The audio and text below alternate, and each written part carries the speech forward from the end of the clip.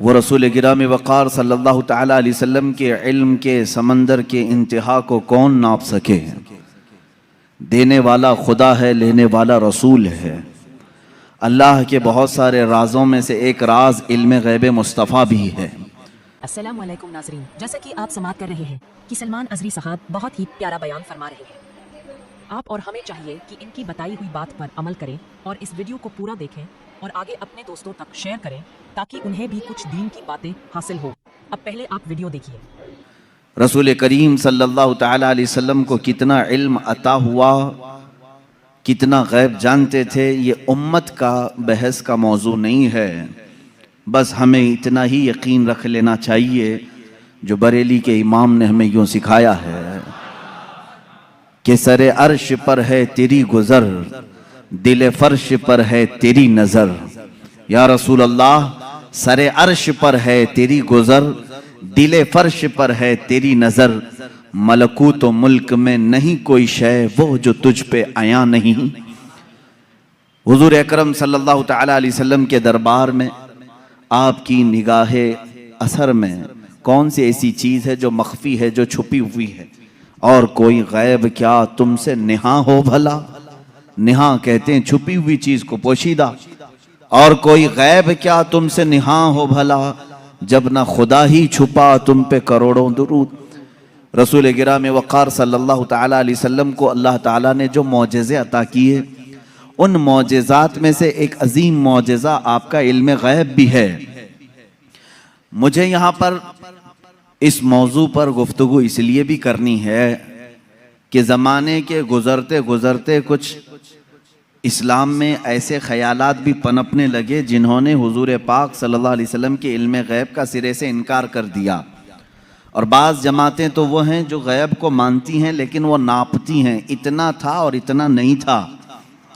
ये सब बिदात हैं, ये सब नई ईजाद की हुई चीज़ें हैं। फ़िरक़े में नई तालीमात आई कि रसूल पाक सल्लल्लाहु तआला अलैहि वसल्लम को इतना गैब था, उतना गैब था। पहली बात तो ये है कि उनके इल्म को जज कौन करे जो उनसे बड़ा आलिम हो। क्या कोई उम्मती अपने रसूल के इल्म को नाप सकता है? अब यहाँ से मैं आपको कुरानी आयात और अहादीस की रोशनी में और अक़वाल सलफ़ सालिहीन की रोशनी में अर्ज़ करना चाहूँगा, उम्मत के साबिक़ा उलमा से लेकर सहाबा तक का अक़ीदा क्या रहा है हुजूर पाक सल्लल्लाहु अलैहि वसल्लम के इल्म गैब को लेकर। और आज अगर ये हमारे ज़माने में फितने का बाइस बन गया, आपस में झगड़े और निज़ा और जंगो जदाल का बाइस बन गया, तो ये समझने की ज़रूरत है कि ये मसला निकला कहाँ से है। जबकि सहाबा में इस बात पर किसी का इख्तिलाफ नहीं था कि हुजूर को इल्म गैब था कि नहीं था। इस पर कोई डिस्कशन आप हदीस की किताबों में नहीं दिखा सकते कि सहाबा आपस में झगड़ते थे कि हुजूर को इस बात का गैब था कि नहीं था, कभी नहीं। बल्कि सहाबा तो सहाबा हैं, उस ज़माने के जो मुशरिकीन थे, जो काफिर थे, उनका भी अकीदा था कि जो नबी होता है वो गैब की खबरें देता है, उनका भी अकीदा था। बात तो यही है, कई लोग आकर के हुजूर पाक सल्लल्लाहु तआला अलैहि वसल्लम से गैब की खबरें पूछते थे। अगर आप अल्लाह के नबी हैं तो फलां चीज़ बता दीजिए, अगर आप अल्लाह के नबी हैं तो फलां चीज़ बता दीजिए। तो उनका हुजूर के पास आकर के इस तरह सवाल करना, ये इस बात की दलील है कि काफिरों का भी अकीदा था कि नबी गैब की खबरें जानता है। सहाबा की तो बात छोड़ें, सहाबा में तो कभी ये बात डिस्कशन में आई नहीं।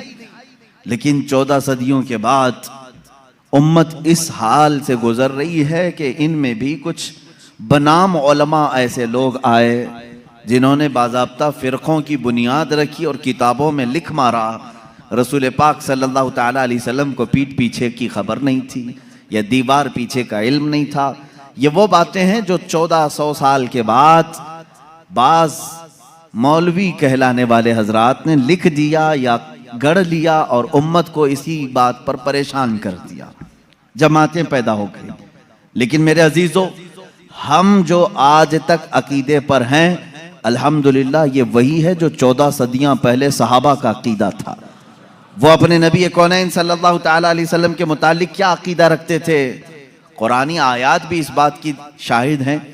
चंद इनके जो एतराज़ात हैं, मैं आज पूरी इल्मी गुफ्तगू आपसे करूँगा, थोड़ा जहन को तैयार रखें, दलाइल को भी समझें, इसलिए कि सिर्फ सुनी सुनाई बात पर यकीन कर लेना ये सुन्नी की आदत नहीं होनी चाहिए। दलाइल की रोशनी में बात करें। कुरान पाक की जितनी आयात हैं मैं उनके ऊपर आता हूँ, अभी आता हूँ, लेकिन सहाबा का पहले अकीदा क्या है ये तो मैं बता दूं। हुजूर पाक सल्लल्लाहु तआला अलैहि वसल्लम के पास एक सहाबी हाजिर होते हैं और वो गरीब सहाबी थे। वो घर से ये सोच करके निकलते हैं उनकी वालिदैन का इंतकाल हो चुका था और गुर्बत बहुत ज़्यादा थी, तंगदस्ती थी। वो सहाबी कहते हैं मैं घर से ये निकला कि आज हुजूर पाक सल्लल्लाहु अलैहि वसल्लम से ये दोनों चीज़ों की दुआ करा लूँ, मेरे माँ बाप की मगफिरत की दुआ हो जाए, मेरे माल में बरकत की दुआ हो जाए। वो आए मस्जिद नबवी शरीफ में, लेकिन मामला ऐसा था कि असर के बाद बड़े बड़े सहाबा हुजूर पाक सल्लल्लाहु अलैहि वसल्लम को घेर कर बैठे हुए थे। इनको जाने का मौका ही नहीं मिला और ये कहते हैं मेरी हिम्मत नहीं हो सकी सबसे आगे बढ़ कर के मैं अपना मुद्दा रखूं। मगरिब की अजान हो गई, मगरिब पढ़ाई रसूल करीम सल्लल्लाहु अलैहि वसल्लम ने, फिर जलसा हुआ, लेकिन फिर सहाबा घेर लिए। ये कहते हैं मुझे बात करने का मौका ही नहीं मिला, दूर खड़ा रहा। इशा हो गई, अल्लाह के हबीब सल्लल्लाहु तआला अलैहि वसल्लम इशा के बाद अपने हुजरे की तरफ रवाना हो गए, अपने घर की तरफ रवाना हो गए। इस सहाबी कहते हैं आखिर तक मुझे बोलने का मौका नहीं मिला, सोचा कि दरवाज़ा खुलने से पहले एक बार मौका मिल जाए मैं बात कर लूं। ये सोचते हुए पीछे हाथ बांधे चले जा रहे थे। अल्लाह के नबी सल्लल्लाहु तआला अलैहि वसल्लम आगे आगे चल रहे हैं। दरवाजे के करीब पहुंचे, रसूल करीम सल्लल्लाहु तआला अलैहि वसल्लम पलट करके देखते हैं और उस सहाबी से कहते हैं जा अल्लाह तेरे वालिदैन की मगफिरत फरमा है, अल्लाह तेरी गरीबी और तंगदस्ती को दूर फरमा है। मिली वो मुराद भी जो कह न सका लब से, मेरे सुकूत पर भी मेरे शाह की नजर गई। अजीज़ा ने गिरामी, ये सहाबा का अकीदा था। वो कहते हैं कि मुझे बोलने की अभी नौबत भी ना आई, अल्लाह के हबीब सल्लल्लाहु तआला अलैहि वसल्लम ने उसी बात की दुआ मेरे लिए फरमाई जिस बात का मैं घर से सोच करके निकला था। तो ये सहाबा का ईमान भी था, यकीन था कि अल्लाह के नबी सल्लल्लाहु तआला अलैहि वसल्लम गैब की खबरें जानते हैं। अब और दूसरे सहाबा की बात मैं बताऊं, जंग तबूक के मौके पर, जंग तबूक बड़ी सख्त जंग हुई है और मदीने से तकरीबन 800-900 किलोमीटर दूर का फासला है तबूक। अल्लाह के हबीब सल्लल्लाहु तआला अलैहि वसल्लम ने मदीने के सारे जितने भी जवान थे सबसे कहा था कि इस जंग में शरीक हो जाएं। सब निकले, 3 सहाबा पीछे रह गए। उसमें हजरत काब बिन मालिक रज़ियल्लाहु ताला अन्हु जो हदीस के रावी हैं, फरमाते हैं मुझे कुछ हुआ तो नहीं था, अभी जाऊंगा तभी जाऊंगा, जैसे लोग जमात में शरीक होने के लिए काहिली कर जाते हैं आज के ज़माने। मैं सहाबा को तमसील या तशबीह नहीं दे रहा, लेकिन वो सहाबी कहते हैं मेरे साथ ऐसा मामला हुआ कि कोई उज़्र नहीं था, लेकिन मैं सोचा कि अभी सुबह जाकर के जमात में मिल जाऊंगा। सुबह हुई, सहाबा की सफ़ें लगी, निकलने का वक्त आ गया। इन्होंने ये सोचा थोड़ा घर में आराम कर लेता हूँ, दोपहर तक मदीने के बाहर ही रहेंगे, जल्दी से जाकर के मिल लूंगा। वो जमात मदीने से बाहर भी चली गई। सोचते सोचते शाम हो गई और ये नहीं गए। इस तरह 3 सहाबा मदीने में रह गए और जंग तबूक में मेरे आका सल्लल्लाहु तआला अलैहि वसल्लम बनफ्से नफीस तशरीफ ले गए। जब जंग का ख़त्म हुई, वहाँ से वापसी हुई, आने के फ़ौरन बाद अल्लाह के हबीब सल्लल्लाहु तआला अलैहि वसल्लम ने इन 3 को तलब किया। अब इनकी बातें सुने। हज़रत काब बिन मालिक हैं इसमें, ये कहते हैं अल्लाह के रसूल सल्लल्लाहु तआला अलैहि वसल्लम ने हमें बुलवाया और हुजूर की आदत करीमा थी, सबसे पहले पूछते थे कोई उज़्र था तुम्हारे पास, ना आने की कोई वजह थी। अब इस सहाबी की बात सुने, कहते मैं चाहता तो कुछ ना कुछ बात गढ़ लेता कि घर का काम काज आ गया था, बच्चे बीमार थे, जायदाद का मसला था, कुछ तो कह देता। हज़रत काब कहते हैं, ये अल्फाज हैं उनके, मैं कुछ बहाना कर ले जाता, लेकिन उसके पास क्या बहाना करूं जो दिलों की हालात भी जानता है। जो दिलों की भी खबर रखता है। वो कहते हैं सहाबी रसूल कि मैं कह दिया कि ऐ अल्लाह के नबी आप बेहतर जानते हैं, उज्र तो कुछ नहीं था, सुस्ती और काहिली ने मुझे दूर रखा। तीनों का यही मामला था। बहरहाल ये मामला अलग है, किसी दूसरे वक्त अर्ज करूं, ये लंबी हदीस है। हुजूर पाक सल्लल्लाहु ताला अलैहि वसल्लम ने उन तीनों सहाबा का बायकाट किया 40 दिन तक। फिर कुरान की आयत नाजिल हुई, उनकी तौबा कबूल हुई, फिर उनको माफ किया गया। लेकिन मुझे इससे बयान यही करना था, सहाबा का अकीदा ये है, वो ये कहते हैं हम चाहते तो बहाना कर लेते, लेकिन उनके पास क्या बहाना करें जो दिलों की भी जानते हैं। इसका मतलब ये है कि ये सहाबा उसका उस तरह का अकीदा नहीं रखते थे जो आज के मुल्ला कहते हैं कि पीठ पीछे की खबर नहीं थी, दीवार के पीछे की खबर नहीं थी। वो सहाबी कहते मेरे दिल के हालात वो जानते थे, इसलिए मैं बहाना नहीं कर सका। अजीजा ने गिराम वक़ार, एक दो नहीं कई बातें इस बात की शाहिद हैं और दलील हैं। अल्लाह के हबीब सल्लल्लाहु ताला अलैहि वसल्लम ने गैब की खबरें दी हैं। अब मुझे ये बताएं, नबी जो लफ्ज़ है ये किसी भी दुनिया की डिक्शनरी में जाकर उठाओ, अरबिक लफ्ज़ है ये, नबी अरबिक वर्ड है। इसका तर्जुमा कहीं से भी जाकर के आप देखें, नबी का माना होता है गैब की खबर देने वाला, गैब की खबर देने वाला। इसका डेफिनेशन ही ये है, अगर वो गैब की खबरें ना दे तो फिर नबी कैसा? वो लफ्ज ही उसके ऊपर सूट नहीं करेगा अगर वो गैब की खबर नहीं जानते हों। गैब की खबर से मुराद क्या है मेरे अजीजों? जो जाहिर है हम इसको कहते हैं जाहिरी खबर, और गैब में बहुत सारी चीजें आती हैं। जमीनों का इल्म, आसमानों का इल्म, तुम्हारे नसब का इल्म, तुम्हारे दिलों के अंदर छुपे हुए राजों का इल्म, तुम्हारे घरों में मौजूद खबरों का इल्म, बहुत सारी चीजें आती हैं, ये सब गैब में आती हैं। अब हजरत ईसा अलैहिस्सलाम के मुतालिक कुरान कह रहा है व उब्रिउल अकमह वल अबरस व उहिल मौता बिइज़्निल्लाह व उनब्बिउकुम बिमा ताकुलून व मा तदखिरून फी बुयूतिकुम।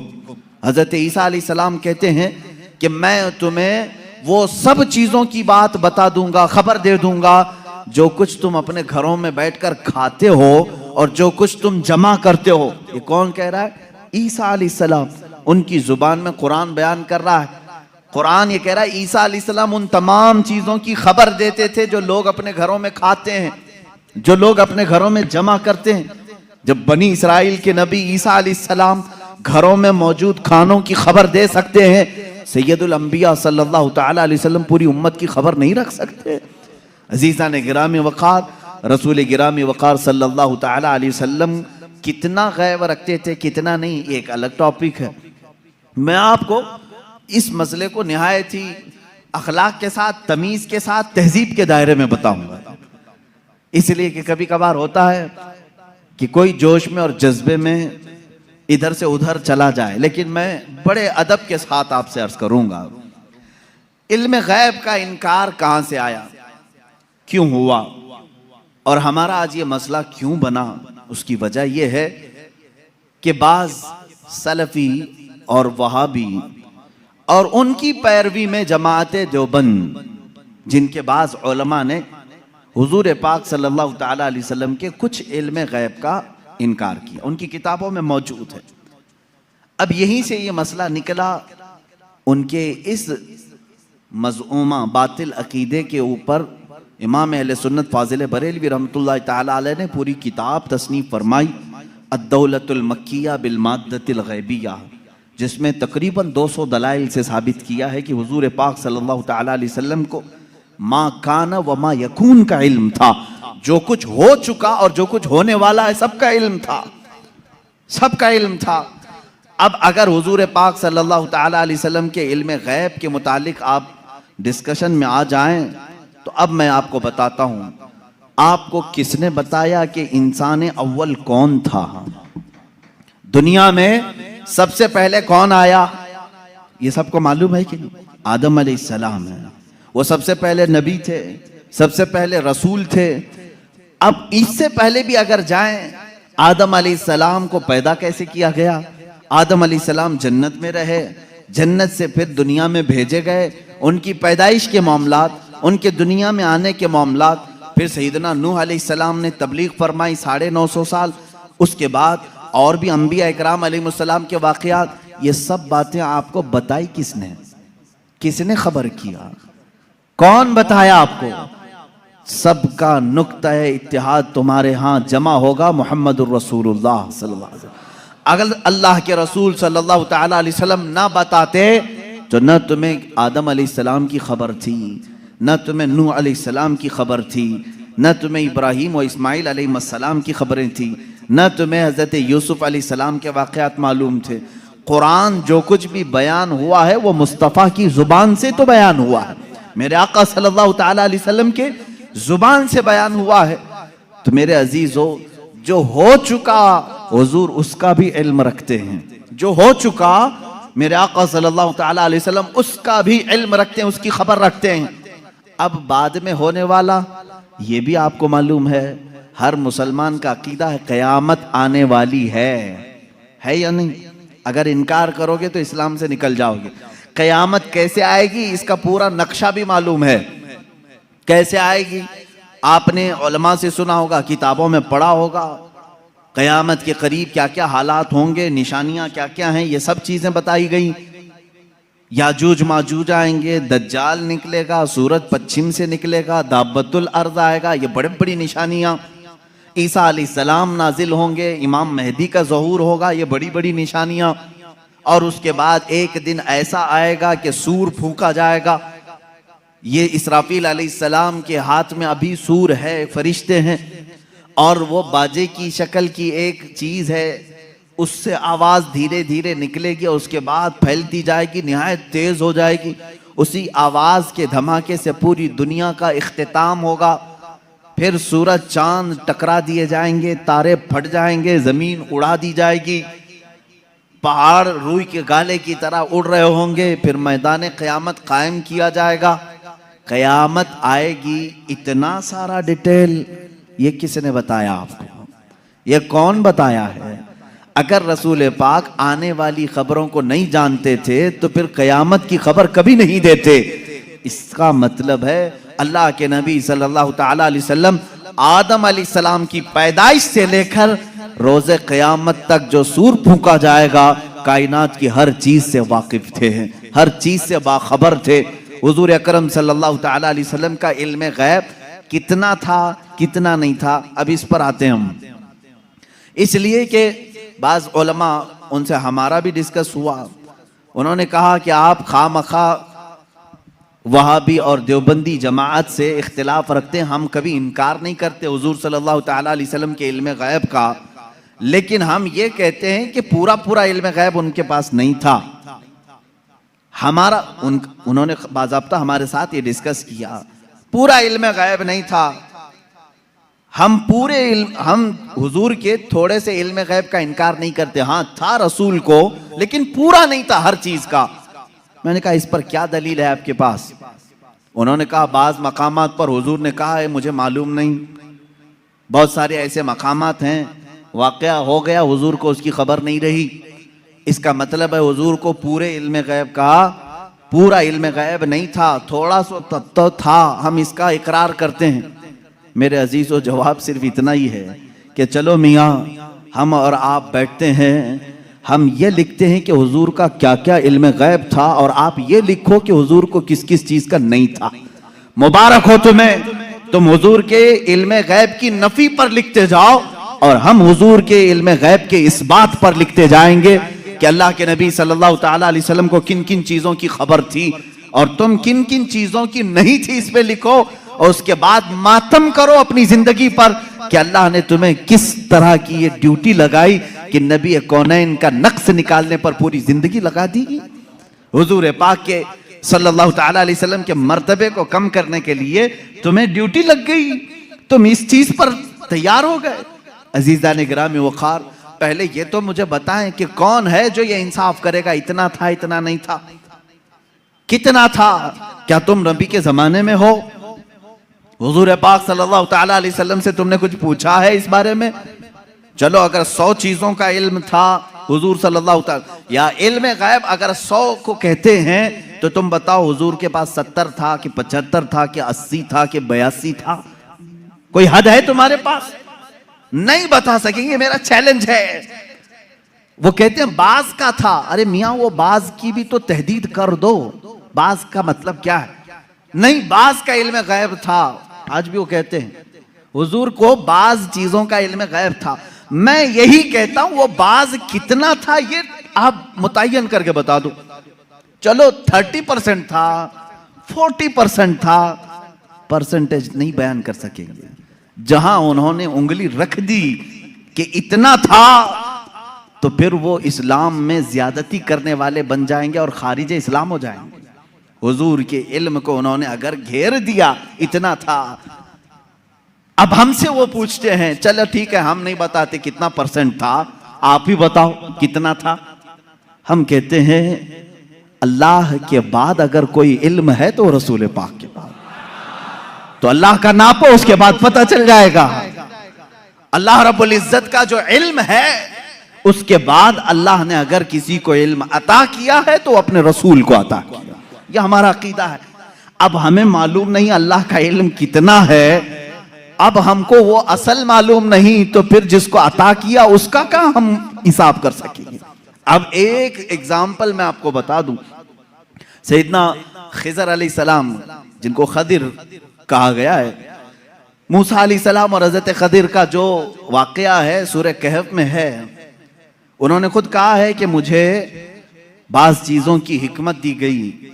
हजरत मूसा अलैहिस्सलाम हजरत खिजर से मिलने के लिए गए थे, मालूम होगा आपको वाकया। मूसा अलैहिस्सलाम अपने ज़माने के जलीलुल क़द्र पैगंबर है। आपने अल्लाह की बारगाह में दुआ की कि अल्लाह जो इल्म और हिकमत से भरा हुआ तेरा बंदा है, मुझे उससे मुलाकात करा। अल्लाह ने फरमाया एक मछली भून करके ले चलो, समंदर के किनारे किनारे चलते रहो, जहां ये मछली जिंदा होकर समंदर में चली जाए वहां मेरे उस बंदे से तेरी मुलाकात होगी। कुरान पाक में ये मौजूद है सूरह कहफ में। मूसा अलैहिस्सलाम अपने गुलाम के साथ लेकर चलते रहे एक जगह आराम करने के लिए। आप रुके, सो गए, मछली वहीं जिंदा हुई, भुनी हुई मछली, तली हुई मछली जिंदा हुई और समंदर में कूद गई। गुलाम ने खबर नहीं किया, उठाया नहीं। मूसा अलैहिस्सलाम आराम फरमा रहे थे, फिर जब बेदार हुए तो गुलाम भूल गए, आगे चल पड़े। मूसा अलैहिस्सलाम को भूख की शिद्दत हुई तो आपने कहा लाओ वो मछली खा लेते हैं, अब लंबा सफर नहीं होगा। तब गुलाम ने कहा वो मछली वहीं उछल कर चली गई थी जहां आप आराम कर रहे थे। वाकया तवील है। वापस मूसा अलैहिस्सलाम वहां आए तो देखा एक सफेद पोश बुजुर्ग थे। उन्होंने आपका नाम लेकर के आपको सलाम किया, मुलाकात हुई। हजरत मूसा अलैहिस्सलाम ने उनसे कहा कि मैं आपके साथ कुछ दिन रहना चाहता हूं। उन्होंने कहा तुम मेरे साथ नहीं सब्र कर सकोगे। मूसा अलैहिस्सलाम ने कहा रहूंगा। उन्होंने एक शर्त रखी, मैं जो भी काम करूं उस पर पूछना मत कि ऐसा क्यों किया। मूसा अलैहिस्सलाम इस पर पाबंदी के साथ चलते रहे। 3 वाकयात कुरान में बयान किए गए। कश्ती पर बैठे और वो कश्ती वाला फ्री में बिठाया दोनों को, मूसा अलैहिस्सलाम और हजरत खिजर को। आप हजरत खिजर उसकी कश्ती को फाड़ने लगे। मूसा अलैहिस्सलाम ने कहा कि ये फ्री में बिठाया है, उसकी कश्ती को आप फाड़ रहे हैं। उन्होंने जलाल का इजहार किया, कहा मैंने कहा था आप मेरे किसी काम पर ना सवाल करें। आपने कहा आइंदा नहीं किया जाएगा। कश्ती से उतरे, एक मकाम पर गए, एक गांव में कुछ बच्चे खेल रहे थे, उसमें खूबसूरत बच्चा था, उसको पकड़ करके उन्होंने मार दिया हजरत खिजर ने। मूसा अलैहिस्सलाम ने फिर पूछा क्या आपको यही बच्चा मिला था, इसको आपने मार दिया? उन्होंने फिर कहा। आपने फिर पूछा। उन्होंने कहा मूसा अलैहिस्सलाम ने आखिरी एक मौका और। एक गांव पहुंचे, गांव वालों से कहा हमको मेहमान बना लो। गांव वालों ने इनकार कर दिया, हम दोनों को मेहमान नहीं रखेंगे और ना खाना खिलाएंगे। वो वहां से निकले, उस गांव की एक दीवार गिर रही थी। मूसा अलैहिस्सलाम से हजरत खिजर ने कहा चलो दोनों मिलकर के दीवार को सीधी करते हैं। मूसा अलैहिस्सलाम ने कहा एक तो गांव वालों ने खाना भी नहीं खिलाया, मेहमान भी नहीं बनाया, इनकी दीवार को हम क्यों सही करें, और आपने ऐसा क्यों किया? हजरत खिजर ने कहा अब यहाँ से तुम्हारा और हमारे जुदाई का रास्ता। हादा फिराकु बैनी व बैनक सउनब्बिउक बितअवील मा लम तस्तति अलैहि सबरा। कुरान कहता है अब खिजर अलैहिस्सलाम ने कहा जिस पर आपको सबर नहीं हुआ उनमें से हर एक की मैं हिकमत बताता हूँ। इसके पीछे छुपा हुआ गैब का इल्म क्या था? ये कौन कह रहा है? सैयदना खिजर अलैहिस्सलाम। इसके पीछे छुपे हुए राज क्या थे? वो कश्ती जिसमें हम बैठे थे मैंने इसलिए फाड़ा कि किनारे एक बादशाह जालिम जो अच्छी कश्तियों को देख करके गसब कर लेता था, लूट लेता था। मैंने उस पर एहसान करके थोड़ा सा ऐब लगा दिया ताकि इस मजदूर की कश्ती को बादशाह हड़प ना ले, गसब ना कर ले। ये इसके अंदर छुपा हुआ गैब था, गैब का इल्म था। मूसा अलैहिस्सलाम को दूसरे वाक़ये की खबर उन्होंने दी। वो बच्चे के मुतालिक मुझे अल्लाह की तरफ से ये इल्म था कि वो बड़ा होकर के अपने माँ बाप को भी मारेगा और कातिल बल्कि वो काफिर बना डालेगा, इसलिए मैंने उसको मार दिया ताकि इसके वालिदैन महफूज रहें, ईमान की हालत में रहें। तीसरे, उस दीवार को हमने जो सही किया वो दर हकीकत 2 यतीमों की थी। उनके बाप ने उस दीवार के पीछे खजाना दफन किया है, अगर ये गिर जाती तो गांव वाले हड़प ले जाते। मैंने उन यतीमों की हिफाजत के लिए दीवार को सही किया। ये 3 गैब की खबरें बताते हैं हजरत खिजर। उसके बाद जो बात है खिजर, सैयदना खिजर, इनके मुतालिक खुद इख्तिलाफ है कि ये नबी थे कि वली थे, नबी थे कि वली थे। बाज़ उलमा ने कहा बनी इसराइल के नबी थे, बाज़ उलमा ने कहा नहीं वो अपने वक्त के वली थे। बहरहाल अल्लाह ने उनको इल्म और हिकमत अता किया था। अब आओ मैं आपको बताता हूँ कितना दिया था। अब यही बात चल रही ना, कितना दिया था, इतना कि उतना। हजरत मूसा अलैहिस्सलाम ने हजरत खिजर से पूछा कि आपको कितना इल्म गैब मिला।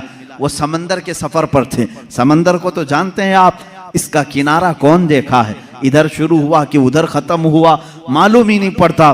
समंदर तो वहां तक दिखता है जहां तक आसमान लगा हुआ दिखता है। समंदरों को आपने देखा होगा तो मालूम है, हमने सफर भी किया है, कोई किनारा समंदर का दिखता नहीं जल्दी। हजरत खिजर उस वक्त कश्ती में बैठे हुए हैं मूसा अलैहिस्सलाम के साथ। एक चिड़िया उड़ती हुई आई, बैठी, उसने चोंच मारा और समंदर से कतरा पानी पी और उड़कर चली गई। हजरत खिजर कहते हैं इल्मे इलाही की मिसाल समंदर की तरह है, और चिड़िया ने जितना कतरा पानी उसमें से पिया उतना भी मुझे नहीं मिला है। ये कौन कह रहा है? सैयदना खिजर, बनी इसराइल के नबी, जिनके गैब की खबरें मूसा अलैहिस्सलाम को बताई गई। उतना इल्म था उनके पास जो चिड़िया समंदर के कतरे में, समंदर में से जितना पी ले। मेरे अजीजों, अब यहाँ से कितना और इतना का अंदाजा वही कर सकेगा जो इल्मे इलाही को नापा होगा।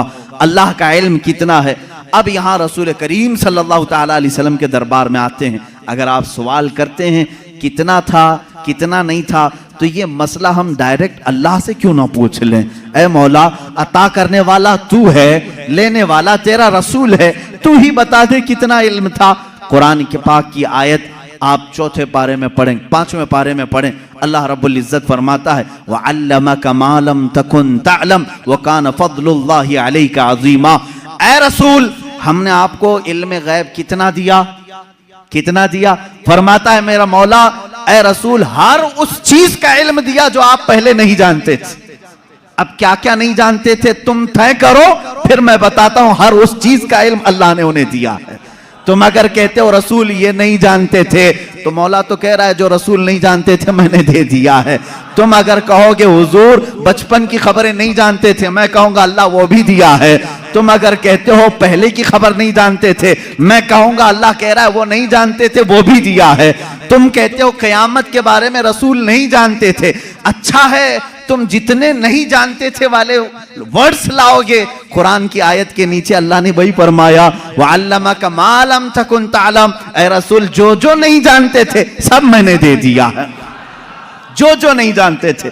तुम जो भी कहोगे ये नहीं जानते थे, साफ कहो हाँ ठीक है नहीं जानते थे, लेकिन अल्लाह कह रहा है रसूल जो नहीं जानते थे वो दे दिया है। अब तेरा लफड़ा किस बात पर है, तेरा झगड़ा किस बात पर है? अल्लाह खुद कह रहा है जो नहीं जानते थे वो मैंने दे दिया। अब इस आयत ने पूरा फैसला कर दिया है। अब यहां पर आए, डिस्कस होता है तो बाज लोग ये कहते हैं कुरान की आयत है, कुरान कह रहा है वइंदहु मफातिहुल गैब ला यअलमुहा इल्ला हु। अल्लाह के पास गैब के खजानों की चाबियां हैं, कोई दूसरा नहीं जानता। एक आयत है। दूसरी आयत जो ये पढ़ करके हमें सुनाते भी हैं सल्फी और कहते हैं तुम रसूल को इल्म गैब कहते हो, कुरान कह रहा है कुल ला अक़ूलु लकुम इंदी खज़ाइनुल्लाहि वला अअलमुल गैब।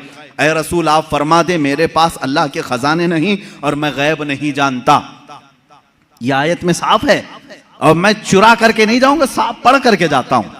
जो इनके एतराजात हैं, कहते हैं कि रसूल को अल्लाह ने खुद कह दिया ऐ रसूल आप कह दे मैं गैब नहीं जानता।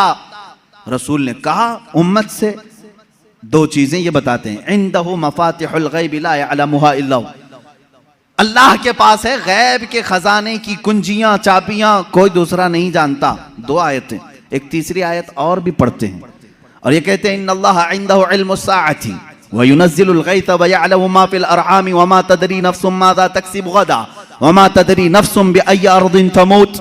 बेशक अल्लाह के पास 5 चीजों का इल्म है, उसको कोई दूसरा नहीं जानता। क़यामत कब आएगी, बारिश कब आएगी, माँ के पेट में क्या है, यअलमु मा फिल अरहाम व मा तदरी, और कोई आदमी ये नहीं जानता कि कल क्या होगा। 5वीं चीज है, कोई ये नहीं जानता कि किस जमीन में मरेगा। 21वें पारे की आयत है, अल्लाह फरमा रहे 5 चीजों का इल्म अल्लाह ही के पास है। मेरे अजीजों, ये सवालात के बौछार हैं जो एक सीधे साधे भोले भाले सुन्नी मुसलमान के सर पर लाद दिए जाते हैं और उसे बोझल करके कहा जाता है। कुरान जब ये कह रहा है रसूल को कि आप कह दें कि मैं गैब नहीं जानता, और अल्लाह कह रहा है कि गैब के खजाने की चाबियां उसी के पास है, किसी के पास नहीं, तो जवाब देना मुश्किल होता है। बाज बंदों को कहते हाँ सही बात है, हमारे मौलवी हजरात ने कुछ और बताया था, यहाँ बातें। मैं आज आपको खुल करके इन तमाम चीज़ों की वजाहत करूँगा। एक बात मैं तकरीबन यहाँ पर 100 किताबों से साबित कर सकता हूँ। मुसन्निफीन, शारहीन हदीस, सीरत निगार, मुहद्दिसीन, मुफस्सिरीन कुरान, इनकी पूरी जमातों के तकरीबन 100 अइम्मा इकराम की किताबों से हम साबित कर सकते हैं। इन सारी आयतों में अल्लाह ने जो फरमाया है कि किसी के पास नहीं, इसका मतलब क्या है, गैब के खजानों की चाबियां किसी के पास नहीं। मेरे अजीज, उससे कहो हम भी यही मानते, अल्लाह के सिवा किसी के पास नहीं।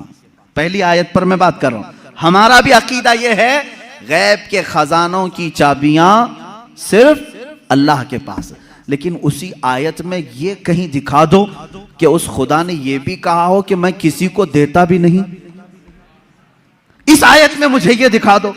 ये तो मैं भी मानता हूं कि अल्लाह ने फरमाया गैब के खजानों की चाबियां सिर्फ उसी के पास हैं, मालिक वही है। लेकिन क्या उसने इस आयत में यह भी कहा कि मैं ये किसी को देता ही नहीं? ये मुझे बता दो। कहीं कहा अल्लाह ने मैं किसी को देता है नहीं? लेकिन मैं तुम्हें बताता हूं, अल्लाह दूसरी जगह फरमा रहा है वमा कान अल्लाहु लियुत्लिअकुम अलल गैब वलाकिन्नल्लाह यज्तबी मिन रुसुलिही मन यशा। अल्लाह रब्बुल इज्जत के पास इल्म गैब के खजाने हैं, कोई दूसरा इसका मालिक नहीं। हाँ, अल्लाह फरमाता है वलाकिन्नल्लाह, लेकिन अल्लाह अपने बंदों में से जिसे चाहता है गैब के खजाने देता है। एक तरफ तो रब ताला फरमा रहे हैं, अब समझ में आई बात। दूसरी आयत ये नहीं पढ़ते, ये चुरा के जाते हैं। मैंने ये जो एतराज करते हैं वो भी आयत पढ़ी, और जवाब में जो आयत पढ़नी चाहिए थी वो भी मैंने पढ़ी। अल्लाह ने फरमाया बिल्कुल सच है, हमारा अकीदा भी यही है, गैब के खजानों की चाबियों का मालिक सिर्फ अल्लाह है। लेकिन उसने कहीं कुरान में ये नहीं कहा कि मैं ये चाबियां किसी को नहीं देता। कहीं कहा अल्लाह ताला ने, बल्कि रसूल से पूछते हैं। मेरे आका सल्लल्लाहु ताला अलैहि वसल्लम खुद फरमाते हैं, हदीस पाक है, सही हदीस है, उअतीतु मफातीह खज़ाइनिल अर्द। मेराज की रात आपको अल्लाह ने क्या क्या दिया? हुजूर फरमाते, मुझे जमीन के सारे खजानों की चाबियां अल्लाह ने दी। रब है मोती ये है कासिम, रिस्क उसका है खिलाते ये हैं। टेंशन तीसरे को क्यों है, तकलीफ तीसरे को क्यों है? अल्लाह फरमा रहा है देना चाहे वो अपने बंदों में से जिसको चाहे दे दे। एक आयत ये है। अब दूसरी बात, आप ए रसूल फरमा दें कि मैं गैब नहीं जानता। एक आयत ये भी पढ़ करके बता, देखो 7वें पारे में है, अल्लाह ने फरमाया ए रसूल आप कह दें मैं गैब नहीं जानता। इसका मतलब क्या है? जब रसूल खुद फरमा रहे हैं मैं गैब नहीं जानता। अजीज़ान गिरामी वक़ार, हर आयत का पस मंज़र देखना होगा कि आयत क्यों नाजिल हुई, किस मकाम पर नाजिल हुई। अजीज़ान गिरामी वक़ार, रसूल करीम सल्लल्लाहु ताला अलैहि वसल्लम के लिए कोई ये अकीदा न गढ़ ले कि जैसे खुदा का इल्म है वैसे रसूल का भी इल्म है। ये शिर्क हो जाएगा।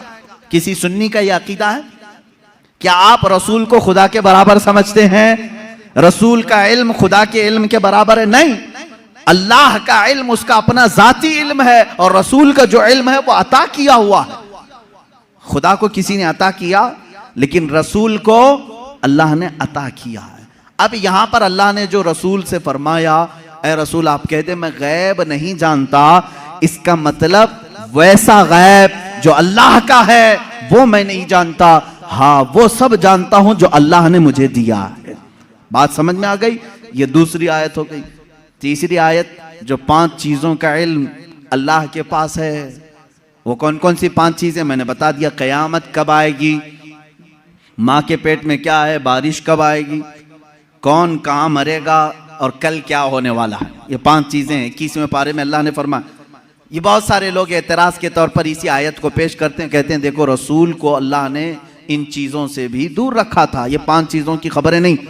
जबकि आप हदीसें पढ़ें तो ये 5 चीजों की खबरें हुजूर ने दी हैं। कुरान कह रहा है इसका इल्म किसी के पास नहीं, और रसूल यहां खबरें दे रहे हैं। एक टुकड़ा उसमें से मैं बता दूं, एक टुकड़ा अल्लाह के नबी सल्लल्लाहु ताला अलैहि वसल्लम की हदीस की तरफ मैं ले जाऊंगा। कुरान की आयत का एक टुकड़ा, कौन कहां मरेगा ये नहीं जानता कोई। वमा तदरी नफ्सुम बिअय्यि अर्दिन तमूत, लेकिन जंगे बद्र का मौका है, दूसरे दिन जंग होने वाली है। रात के वक्त मेरे आका सल्लल्लाहु अलैहि वसल्लम अपने हाथ में छड़ी लेकर के चल रहे हैं। मुस्लिम शरीफ की हदीस है, सही मुस्लिम शरीफ की हदीस।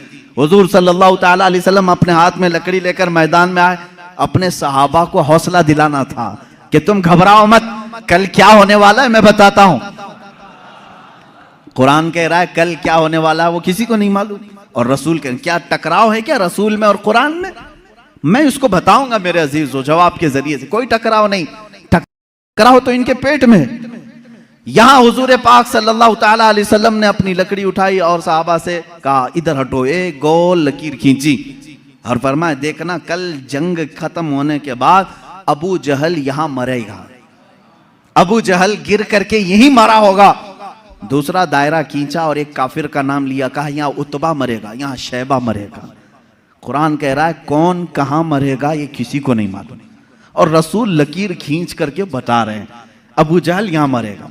अब जिस सहाबी ने यह हदीस रिवायत की है, आप हदीस के आगे के अल्फाज पढ़ें, इनकार की गुंजाइश उनके पास भी नहीं, इसलिए कि मुस्लिम शरीफ की हदीस है, मुस्लिम शरीफ की हदीस है जो बुखारी का दर्जा भी रखती है बाज मकामात पर। मेरे अजीजों साहबी कहते हैं जंग हुई, खत्म हुई, दूसरे दिन हम फतह का जश्न मना रहे थे, लेकिन मैदान में जब काफिरों की लाशें घसीटने के लिए आए तो हमने देखा रसूल पाक सल्लल्लाहु अलैहि वसल्लम ने जो दायरा खींचा था जिसके नाम का, वो एक बाल बराबर भी बाहर नहीं गिरा था, वही गिर। अबू जहल के लिए जो पिंजरा बनाया गया था उसी में मरा है। उतबा और शैबा के लिए जो डेडलाइन खींची गई थी वही उनका डेड हुआ है, आखिरी वही खत्म हुए हैं। मेरे अजीजों कुरान कह रहा है कल क्या होने वाला है ये किसी को नहीं मालूम, रसूल ने एक दिन पहले जंग कल कैसे होने वाली वो बता दिया। दूसरी चीज कुरान कह रहा है कौन कहां मरेगा ये नहीं मालूम, रसूल तो जमीन खींच करके बता रहे हैं। 2 चीजें तो यहां हो गई, मां के पेट में क्या है ये भी कोई नहीं जानता। तुम रसूल की बात आते हो तो यहां कहते हो देखो रसूल, कुरान कह रहा है मां के पेट में क्या है वो नहीं जानता। तुम तो डॉक्टरों के बारे में भी इतना इल्म रखते हो कि सोनोग्राफी से बता देते हैं लड़का है कि लड़की है। आज के जदीद इल्म में इसका तो इनकार नहीं है। अब ये कुरान की आयत जिस चीज को मना कर रही है कोई नहीं जानता, इसका मतलब क्या है, इसका मतलब क्या है? अब बारिश का मसला है, बारिश कब होगी ये किसी को नहीं मालूम, बारिश कब होगी ये किसी को नहीं मालूम। लेकिन बारगाह मुस्तफ़ा सल्लल्लाहु अलैहि वसल्लम में एक साहबी हाजिर हुए, कहा कि आका कहत पड़ गया है, बकरियां सूख रही हैं, जानवर मरने के करीब में, बारिश नहीं है, कब आएगी? ये किससे पूछने आए साहबी? रसूल पाक से। जबकि कुरान कह रहा बारिश कब आएगी ये किसी को नहीं मालूम। मालूम होना ना होना अलग बात है, रसूल पाक ने कहा अभी नाजिल कर दे।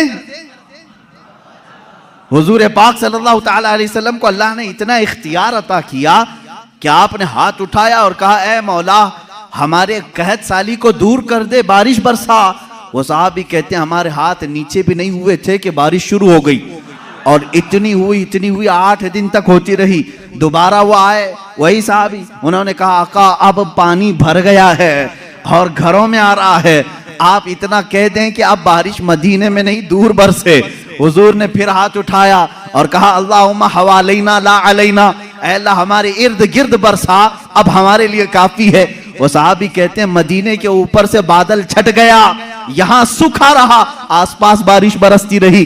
तुम तो इनकार कर रहे हो कि रसूल को कब बारिश आएगी ये नहीं मालूम, हदीस तो बता रही है रसूल जब चाहे आ जाए, जब चाहे आ जाए। अब आयत का क्या मतलब है? आयत में जो इनकार है और हदीस में भी है, हुजूर ने फरमाया 5 चीजों का इल्म किसी को नहीं।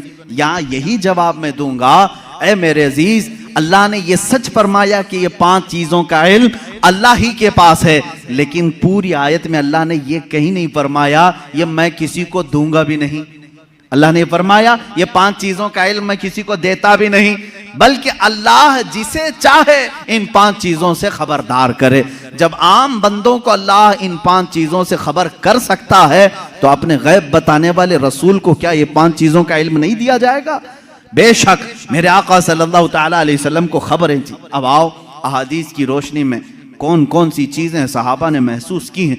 जंगे बद्र के कैदी जो थे, वो जो कैद हुए थे 70 लोग थे, उनके बारे में मशवरा हो रहा था। बहुत सारी चीजें हैं गैब की खबरों में, मशवरा हो रहा था कि क्या किया जाए। बाज ने कहा इनको मार डालें, जला दें, बहुत इन्होंने सताया है मुसलमानों को। लेकिन हजरत अबू बकर सिद्दीक रज़ियल्लाहु ताला अन्हु के मशवरे पर अमल हुआ। उन्होंने कहा इनसे फिदिया लेकर के छोड़ दिया जाए। हुजूर पाक सल्लल्लाहु ताला अलैहि वसल्लम हर एक कैदी को बारी बारी बुला रहे थे कि तुम्हारे पास जो है वो ले आओ, माल दो और आजाद हो जाओ, क्योंकि उन्होंने तलवार उठाई थी, तलवार उठाने का ये जुर्म है। अब आजाद हो। दूसरी कौमें तो छोड़ती नहीं, तलवार उठाने वाले को मार दिया जाता है या जेल में डाला जाता है। ये मेरे आका का रहम था कि फिदिया दे करके उन्हें छोड़ा जा रहा था, इसलिए कि ये बाद में फिर दायरा इस्लाम में आएंगे, छोड़ा जा रहा था। उन्हीं कैदियों में हुजूर के चचा अब्बास भी थे, वो ईमान लाए हुए नहीं थे, काफिरों की तरफ से लड़ने के लिए आए थे।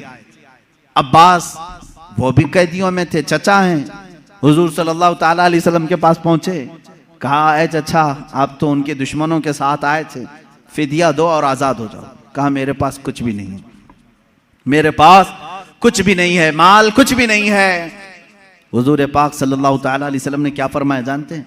कहते हैं चचा जब मक्का से निकले थे अपनी बीवी उम्मुल फजल को एक गठरी आपने सिक्कों की दी थी, फलां जगह छुपाने के लिए कहा था, वो गठरी मंगवाएं और फिदिया दें और आजाद हो जाएं।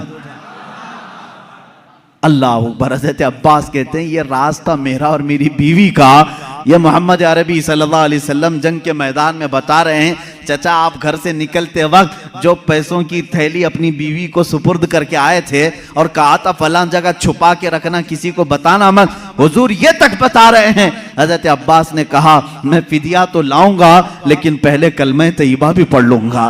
दायरा इस्लाम में आई हजरत अब्बास रज़ियल्लाहु ताला अन्हु हुजूर सल्लल्लाहु ताला अलैहि वसल्लम पर ईमान लाए। मेरे अजीजों उनका तो ये अकीदा था कि रसूल हमारे घरों में छुपी हुई चीजों को भी जानते। जंगे बद्र में आए हुए और भी जंगे बद्र ही से मुतालिक बड़ी नफीस बात है, हदीस है। जंगे बद्र में जो कुफार और मुशरिकीन आए थे, इसमें कई गैब छुपे हुए हैं, कई गैब जिनकी खबरें हुजूर सल्लल्लाहु अलैहि वसल्लम ने दी। खत्म हुई, इसमें काफिरों को भारी नुकसान हुआ था, बड़ा नुकसान हुआ था। ये तो मालूम है कि सिर्फ 14 सहाबा की वफात हुई, शहादत हुई, बाकी 70 उनके मारे गए, 70 कैदी बनाए गए, पूरा माल वो छोड़ के भागे थे जो 1000 की तादाद में आए थे और इधर 313 ही थे। उसके बाद वो इसी गम में पेचो खम खा रहे थे, गलता पेचा थे मक्का के लोग, यानी हसद में जल रहे थे। उनमें से एक शख्स था सफवान, उसके बाप को कत्ल कर दिया गया था मैदान बद्र में, उमैया बाप मार दिया गया। जब लोग जाकर के वाकयात सुना रहे थे, वो बहुत मालदार आदमी था सफवान, बहुत गम में आ गया कि मेरे बाप इतने बड़े आदमी सरदार कुरैश को मोहम्मद के साथियों ने कत्ल कर दिया। गम और गुस्से में, गैज़ में वो जल रहा था। उसी की कैटेगरी का एक और शख्स उमैर बिन वहब, उमैर बिन वहब, इनका बेटा कैदी बन करके हुजूर के पास गिरफ्तार हो चुका था। एक का बेटा कैदी बना है, एक का बाप मारा गया है। दोनों सेम कैटेगरी के हो गए, दोस्ती जल्दी होती है। ऐसे दोनों का जब मैटर सेम हो तो दिल की बातें शेयर होती रहती हैं। उमैर बिन वहब सफवान बिन उमैया के पास आए, हतीम काबा के अंदर, खाना काबा के हतीम के अंदर बैठे। उमैर बिन वहब ने कहा, मेरे पास तो कुछ है नहीं, माल और दौलत, लोगों के कर्जे बड़े हुए हैं और हर कोई कर्जा मांगने आता है, ऐसे में मेरे बेटे को मोहम्मद ने कैद कर लिया है, क्या कहूँ। सफवान ने देखा सेम मैटर मेरा भी है, मुझे भी बदला लेना है, इसका भी है, एक काम करते हैं। उसने ऑफर दिया, कहा ए उमैर, तेरे सारे कर्जे चुका दूंगा, प्लस इनाम दूंगा और मेरी तरफ से तलवार दूंगा, बस तू मोहम्मद का कत्ल करके आ। सल्लल्लाहु तआला अलैहि वसल्लम दोनों खुफिया मीटिंग करते हैं खाने काबा की हतीम में बैठकर, और उसके बाद सफवान ने अपनी तलवार को जहर में बुझाकर आग में तपा करके कि किसी को थोड़ा जख्म भी दे दिया जाए तो मर जाए, इतनी जहरीली तलवार उमैर बिन वहब के हाथ में थी। उमैर बिन वहब को शैतान कुरैश कहते थे कि सबको भड़काने वाला, जंगे बदर में लाने वाला। उमैर बिन वहब ये जहरीली तलवार लेकर मदीने आए। मदीने जिस वक्त ये पहुंचा, यहाँ हालात कैसे थे? मस्जिद नबवी के अंदर वो कैदी बंधे हुए थे, हुजूर पाक सल्लल्लाहु तआला अलैहि वसल्लम अंदर हैं, हज़रत उमर फारूक रज़ियल्लाहु तआला अन्हु चंद सहाबा के साथ पहरा दे रहे थे, और हज़रत उमर जहाँ खड़े हों किसकी मजाल है कि अंदर जाए। जब वो करीब आया, अभी करीब आ रहा था उमैर बिन वहब, हज़रत उमर बिल्कुल चौंक गए और उसके बाद अपने साथियों से कहा, खुज़ू हाज़ल कल्ब, पकड़ो इस कुत्ते को, ये आया क्यों है मदीना? ये बदर में दुश्मन बन करके आया था, ये अल्फाज है हदीस पाक में। कहा इस कुत्ते को पकड़ो जो पूरे लोगों को भड़का करके बदर में ले आया था, और झपट पड़े उस पर और उसके गले में रुमाल डाल करके उसको फंदा बना लिया। कहा क्यों आया है? कहा नहीं, बस बेटे से मिलने आया था, बेटे से मिलने आया था, मेरा बेटा कैदी हुआ है तुम्हारे यहाँ, देखूं तो कुछ हाल चाल पूछ लूं, इसलिए आया हूं। तो हज़रत उमर ने कहा इसको पकड़े रहो, पहले मैं इजाजत तो ले लूं रसूल पाक से। अंदर गए, कहा या रसूल अल्लाह सल्लल्लाहु तआला अलैहि वसल्लम, उमैर बिन वहब आया है, कुरैश का वो भड़काने वाला आदमी जो जंग बदर में सारे लोगों को उकसा रहा था, और मुझे लगता है उसकी नीयत सही नहीं है। कौन कह रहा है? उमर इब्न खत्ताब रज़ियल्लाहु तआला। हुजूर के जो मुहिब थे वो भी लोगों की नजरें देखकर पहचानते थे। कहते हैं मुझे उसकी नीयत सही नहीं लग रही है। हुजूर पाक सल्लल्लाहु अलैहि वसल्लम ने फरमाया उसको अंदर तो ले आओ, मैं भी पूछूं कि किस लिए आया है। हजरत उमर उसी तरह फंदा डाल करके अंदर ले आए। रसूल करीम सल्लल्लाहु तआला अलैहि वसल्लम ने बात करना चाहिए, उसकी हलक में अटक रहा था। हजरत उमर से कहा छोड़ दो उसको, बात करने दो। तलवार भी है उमैर बिन वहब के पास, जहरीली तलवार जो लटकी हुई है। रसूल करीम सल्लल्लाहु तआला अलैहि वसल्लम के ऊपर कभी किसी का रौब तारी नहीं हुआ, कभी हुजूर पाक के जिस्म अक़दस पर किसी का रौब तारी नहीं हुआ। निहायत ही संजीदगी के साथ अल्लाह के नबी सल्लल्लाहु तआला अलैहि वसल्लम ने पूछा, ए उमैर क्यों आना हुआ मदीने? उसने कहा बेटे की खैर खैरियत के लिए आया हूँ, मेरा बेटा कैदी बन करके आपके यहाँ आया है। हुजूर ने फरमाया नहीं, ये मकसद नहीं होगा तेरा, ये मकसद तो नहीं होगा, सच सच बता। कहा नहीं, बेटे की खबर लेने के लिए ही तो आया हूँ। हुजूर ने फरमाया बेटे की खैरियत पूछने के लिए तलवार लेके क्यों आए हो?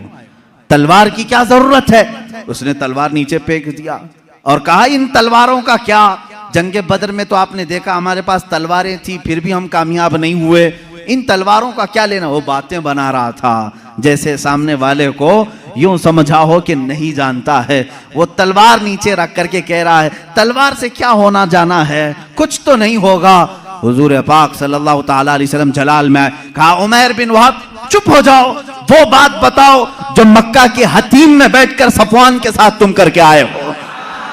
हतीम काबा के अंदर बैठ करके तुमने जो सफवान के साथ डीलिंग की है, मुआहिदा किया, वो बात बताओ।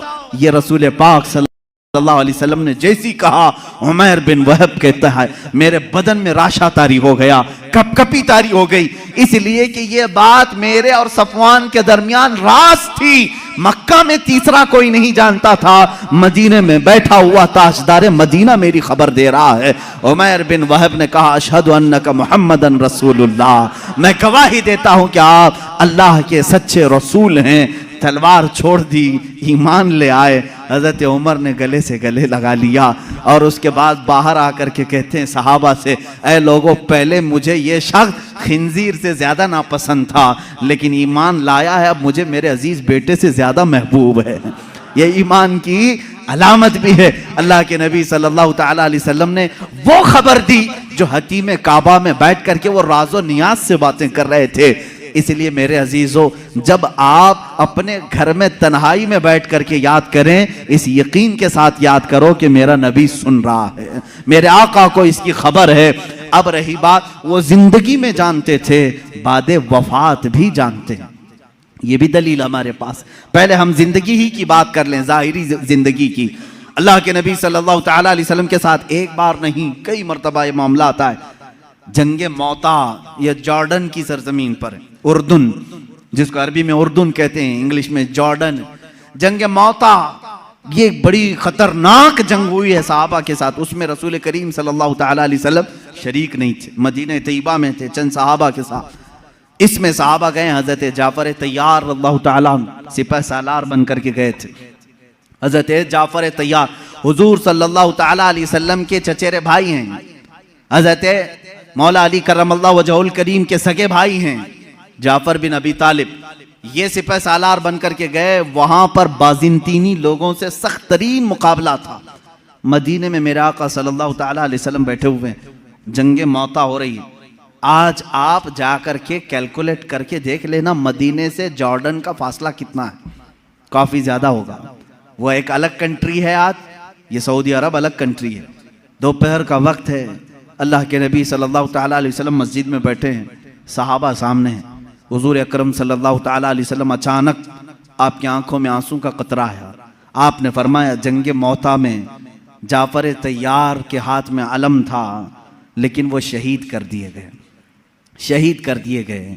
फिर फरमाया, अब अलम अब्दुल्ला बिन रवाहा के हाथ में है। हुजूर सल्लल्लाहु ताला अलैहि वसल्लम यहाँ सहाबा को बता रहे हैं। थोड़ी देर के बाद हुजूर ने फरमाया, अब्दुल्ला भी शहीद कर दिए गए। एक और सहाबी का नाम लिया।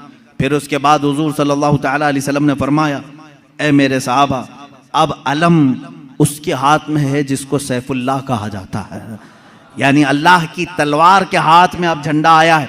कौन है? खालिद बिन वलीद के हाथ में है। अल्लाह रब्बुल इज़्ज़त खालिद बिन वलीद के हाथ में फतह रखा है। उसके बाद शाम हुई, सहाबा इकराम को हुजूर ने बशारत दे दी, खुशी मनाओ कि जंगे मौता में इस्लाम को फतह नसीब हुई, मुसलमान गालिब आए। ये जंग ख़त्म होने के तकरीबन 1 महीने के बाद सहाबा वापस आए, और जब जंग की फतह की खबर मदीने में फैलती थी तो लोग खुशियों से इस्तकबाल के लिए बाहर जाते थे, लेकिन यहाँ मदीने में पहले से खुशियाँ हो चुकी थी। 1 महीने के बाद वो सहाबा आए और वह आकर के हालात बयान करना चाह रहे थे। सहाबा ने कहा, रुको रुको, हम खुद बताते हैं जंगे मौता में क्या क्या हो रहा था। वो कहते हैं, क्या पहले झंडा जाफर अबी तालिब के पास नहीं था? कहा हाँ था। वो शहीद हो गए, उनके बाद अब्दुल्ला के पास था? कहा हाँ था। कहा उनके बाद जैद बिन हारसा के पास था? कहा हाँ उनके पास था। फिर झंडा खालिद बिन वलीद के हाथ में आया और फतह हो गई। वो सहाबा कहते हैं, हम लड़ने के लिए गए थे, तुम मदीने में बैठे थे, खबरें तुम दे रहे हो। उन सहाबा ने कहा, हाँ बात हमारे इल्म गैब की नहीं, रसूलुल्लाह के इल्म गैब की है। जिस वक्त तुम जंग के मैदान में थे, अल्लाह के नबी पूरे मौता जंग का नक्शा हमें मदीने में बता रहे थे। अजीजा ने गिरामी वक़ार, इसी को इमाम अहले सुन्नत फाजिल बरेलवी ने फरमाया है, सरे अर्श पर है तेरी गुजर, दिल फर्श पर है तेरी नजर, मलकूत तो मुल्क में नहीं कोई शय, वो जो तुझ पे आया नहीं। या रसूल अल्लाह, और कोई गैब क्या तुमसे नेहा हो भला, जब ना खुदा ही छुपा तुम पे करोड़ों दुरूद। अजीजा ने गिरामी वक़ार, बेशुमार वाक़यात में सहाबा कहते हैं, हमें मालूम था अल्लाह के नबी सल्लल्लाहु ताला अलैहि वसल्लम को इसकी खबर थी। अब अपने बाद होने वाले हालात को जो हुजूर ने बयान किए, वो खुद एक अलग टॉपिक है। क़यामत की निशानियां, रसूल करीम सल्लल्लाहु ताला अलैहि वसल्लम ने क्या क्या नहीं बयान किया। एक सहाबी हज़रत हुज़ैफ़ा बिन यमान रदियल्लाहु ताला, ये एक ऐसे सहाबी हैं, ये इनकी खुसूसियत ये थी, हज़रत उमर फारूक इनको देखते रहते थे। क्यों जानते हैं? ये राज हुजूर सल्लल्लाहु ताला अलैहि वसल्लम के कुछ राजों से ये वाकिफ थे। हज़रत हुज़ैफ़ा, हज़रत उमर जो है, जब भी किसी का जनाजा होता तो सबसे पहले सफ़ों में हज़रत हुज़ैफ़ा को देखते थे। अगर हज़रत हुज़ैफ़ा नमाज में हैं तो हज़रत उमर नमाज पढ़ते थे, अगर हज़रत हुज़ैफ़ा नहीं होते तो हज़रत उमर भी नमाज नहीं पढ़ते। क्यों, क्या बात है, क्या चीज ऐसी थी? आपसे पूछा गया अमीरुल मोमिनीन क्या बात है, क्यों आप हुज़ैफ़ा को तलाश करते हैं और जब हुज़ैफ़ा जमात में हो तो आप नमाज पढ़ते हैं जनाजे की, वो ना हो तो नमाज जनाजा नहीं पढ़ते? बात ये है मेरे अजीजों, हज़रत हुज़ैफ़ा कहते हैं रसूल करीम सल्लल्लाहु तआला अलैहि वसल्लम ने उनको क़यामत तक आने वाले मुनाफिकीन का नाम के साथ बताया था। फला बिन फला मुनाफिक है, फला बिन फला मुनाफिक है, फला बिन फला मुनाफिक है। हज़रत हुज़ैफ़ा कहते हैं मैंने सब नाम याद रखे। हज़रत उमर कहते हैं ये राज़े रसूल के जानकार थे और ये जानते थे कि कौन मरा है, मोमिन मरा है कि मुनाफिक मरा है। हज़रत हुज़ैफ़ा जिस जनाजे में शरीक होते हज़रत उमर कहते मोमिन का जनाजा गया, जहां नहीं होते वो खुद ही दूर हट जाते। हज़रत हुज़ैफ़ा नहीं है इसका मतलब है दाल में कुछ काला ज़रूर है। मेरे अजीज़ों, हुज़ूर अकरम सल्लल्लाहु तआला अलैहि वसल्लम ने उन्हें नाम के साथ बताया था। क्या ये गैब की खबर नहीं है? ये गैब की खबर नहीं है किसके दिल में क्या छुपा है? ईमान और निफाक तो ये दिल की कैफियत का नाम है। हुज़ूर अकरम सल्लल्लाहु तआला अलैहि वसल्लम नमाज की हालत में हो और सहाबा इकराम पीछे नमाज पढ़ रहे हो, तब भी हुजूर फरमाते हैं तुम्हारे रुकू और सजदे भी मुझसे छुपे हुए नहीं, तुम अपने दिलों में जो सोचते हो वो भी खबरें अल्लाह ताला मुझ पर मुनकशिफ फरमाता है। अब हजरत हुज़ैफ़ा रज़ियल्लाहु ताला अन्हु फरमाते हैं, वही हदीस सुन लें। हुजूर अकरम सल्लल्लाहु ताला अलैहि वसल्लम एक दिन अपने हुजरे से बाहर आए, मिंबर पर खड़े हो गए, फज्र की नमाज पढ़ाकर मिंबर पर खड़े हो गए, खुतबा देते रहे, खुतबा देते रहे। हजरत हुज़ैफ़ा कहते हैं जोहर की अजान हो गई, जोहर तक जोहर की नमाज पढ़ाई। हुजूर पाक सल्लल्लाहु अलैहि वसल्लम फिर मिंबर पर चढ़े, खुतबा देते रहे, असर हो गई, असर के बाद फिर खुतबा दिया, मगरिब हो गई, मगरिब के बाद फिर खुतबा दिया, इशा हो गई। इतना लंबा खुतबा पूरी जिंदगी पाक में कभी नहीं था। हजरत हुज़ैफ़ा रज़ियल्लाहु ताला अन्हु इस हदीस के रावी फरमाते हैं ये वो दिन था जब मैं तन्हा नहीं और भी सहाबा थे।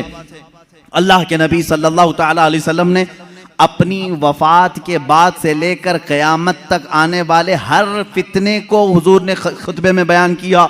और हुजूर हजरत हुज़ैफ़ा फरमाते हैं इतने फितने, कौन किस फितने का बानी होगा, कौन फाउंडर होगा, कौन कौन सी जमातें तश्कील पाएंगी, कितने फिरके बनेंगे और फिरके का फाउंडर कौन होगा, उसके नाम के साथ हजरत हुज़ैफ़ा कहते हैं 300 फितनों के बानियों के नाम तो मुझे याद हैं।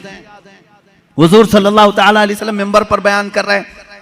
और एक हदीस हजरत अबू हुरैरा से, हुजूर सल्लल्लाहु ताला अलैहि वसल्लम अपने हाथ में 2 किताबें लिए हुए थे। पूछा हजरत अबू हुरैरा ने क्या है? हुजूर ने फरमाया ये एक है, ये एक है, इसमें सारे जन्नतियों के नाम है, इसमें सारे जहन्नमियों के नाम। इसकी भी खबर अल्लाह ने रसूल पाक को अता की थी। अब कौन कौन सी चीजों को तुम निकालोगे कि ये नहीं जानते थे, वो नहीं जानते थे, कौन जन्नती है और कौन दोज़खी है, इसकी खबर भी मेरे आका सल्लल्लाहु ताला अलैहि वसल्लम अता फरमा रहे हैं। बल्कि जन्नत के अंदर पहुंचने वालों की खबरें, दोज़ख में कौन कौन जाएगा उनकी खबरें, कब्रों के मुतालिक, यहाँ तक कि एक हदीस पाक है हुजूर सल्लल्लाहु ताला अलैहि वसल्लम गुजर रहे थे, एक जगह कब्रस्तान के खड़े हो गए और आपने एक बेरी के दरख्त की टहनी शाख को तोड़कर उन कब्रों पर लगाया, हरे हरे पत्ते थे। सहाबा ने पूछा या रसूल अल्लाह सल्लल्लाहु ताला अलैहि वसल्लम क्या बात है, आपने ये पत्तों को इनकी कब्रों पर रखा, यहीं से फूल चढ़ाने का सबूत भी हमें मिलता है। हुजूर पाक सल्लल्लाहु ताला अलैहि वसल्लम ने हरी भरी टहनियां लगाई। हुजूर अकरम सल्लल्लाहु ताला अलैहि वसल्लम फरमाते हैं मैं गुजर रहा था, मैंने देखा इन दोनों कब्रों पर अजाब हो रहा है, इन दोनों कब्रों पर अजाब हो रहा है। और दोनों को अजाब किस वजह से हो रहा है ये भी मेरे आका ने फरमाया। एक चुगली करता था और दूसरा पेशाब के छींटों से नहीं बचता था, पेशाब के जो कतरे हैं वो उड़कर कपड़े में लगते हैं, इस पर भी अजाब दिया जा रहा है कब्र में। हुजूर अकरम सल्लल्लाहु ताला, इसीलिए किसी भी मोमिन को ये ज़ेब नहीं देता कि वो खड़े होकर के पेशाब करे और छींटे अपने बदन पर उछाले, ये मुसलमान को ज़ेब नहीं देता, वरना वो कब्र में अजाब में गिरफ्तार होगा। पेशाब के छींटों से अपने आप को बचाओ, इससे बीमारियां भी आती हैं, निसियान की बीमारी।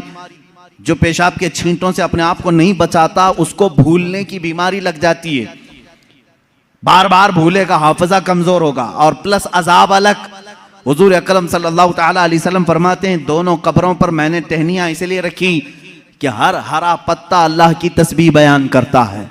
जब तक वो ताज़ा होते हैं अल्लाह की तस्बीह बोलते हैं पत्ते, और इनकी तस्बीह पढ़ने से उनके कब्र के अजाब में तखफीफ हो जाती है, अजाब उनका हल्का हो जाता है। अब समझ गए आप, कब्र पर टहनियां लगाने का सबूत इसी हदीस पाक से है। फूल भी ताज़े हम इसलिए डालते हैं कि वो तस्बीह पढ़ें और कब्र वाले को उसका फायदा हो। हाँ, औलिया कामिलीन के मज़ारात पर इसलिए कि उनके दर्जात में बुलंदी हो, अजाब में तखफीफ गुनहगारों के लिए, और जो नेकोकार हैं उनके दर्जात में बुलंदी के लिए। दोनों भी मकसद ठीक है। हुजूर अकरम सल्लल्लाहु ताला अलैहि वसल्लम ने कब्र के अंदर के हालात भी बयान फरमाए। कब्र के अंदर के हालात, एक बार खुतबे के लिए खड़े हुए लोगों से पूछा, ऐ लोगों कुछ पूछना है मुझसे पूछ लो, कुछ पूछना है मुझसे पूछ लो। एक साहबी हजरत अब्दुल्ला, उन्होंने पूछा कि या रसूल अल्लाह सल्लल्लाहु अलैहि वसल्लम मेरे बाप कौन है, मेरा बाप कौन है। लोग उनको ताना मारते थे। हुजूर सल्लल्लाहु ताला अलैहि वसल्लम ने फरमाया, अब्दुल्ला तेरे बाप का नाम हुज़ाफा है, हुज़ाफा है।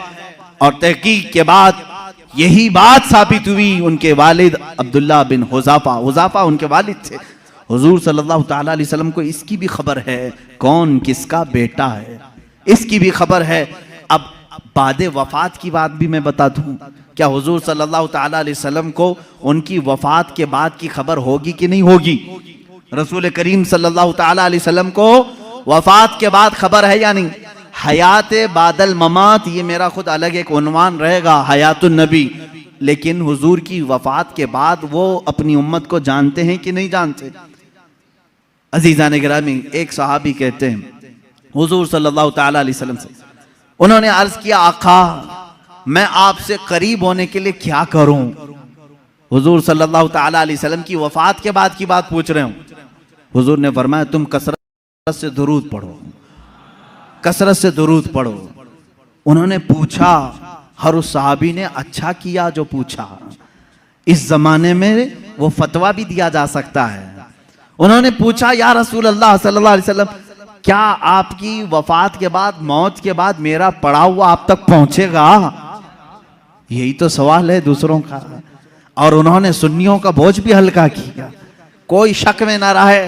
हुजूर पाक सल्लल्लाहु अलैहि वसल्लम ने जवाब में भी इतना ही नहीं फरमाया पहुंचेगा, बल्कि यूं फरमाया सहाबी को, वो और लोग हैं जिनके मरने के बाद हड्डियां गल जाती हैं, जिस्म सड़ जाता है। इन्नल्लाह हर्रम अलल अर्दि अन तअकुल अजसादल अंबिया फनबियुल्लाहि हय्युन युरज़क़। अल्लाह के नबी फरमाते हैं, हदीस है, बेशक अल्लाह ने जमीन को हराम कर दिया है, वो नबियों के जिस्मों को खा नहीं सकती। अल्लाह के नबी जिंदा होते हैं और रिस्क भी दिए जाते हैं, उनको रिस्क दिया जाता है। तुम जो दुरूद पढ़ते हो सिर्फ पहुंचता नहीं, मेरे आका फरमाते हैं, जिसने दुरूद पढ़ा मैं उसे भी जानता हूं, उसके बाप को भी जानता हूं। पढ़ो दुरूद मुबारक। अल्लाहुम्मा सल्लि अला सय्यिदिना मुहम्मद व अला आलिहि व अस्हाबिहि व बारक व सल्लम अबदा। रसूल करीम सल्लल्लाहु ताला अलैहि वसल्लम फरमाते हैं, मैं उसको भी जानता हूं, उसके बाप को भी जानता हूं। गैब की खबरें रखने वाला वो रसूल कभी ये नहीं फरमाया कि मदीने से भेजेगा तो जानता हूं, मक्के से भेजेगा तो जानता हूं। मुतलक फरमाया, अफ्रीका से भेजे, हिंदुस्तान से भेजे, पाकिस्तान से भेजे, जहां से भी भेजे, चाहे उसके बाप का नाम जैसा भी हो, लेकिन मेरे आका ने फरमाया मैं उसको भी जानता हूं, उसके बाप को भी जानता हूं। ऐ मुसलमानों, फख्र करो इस बात पर, कुर्बान जाओ इस बात पर।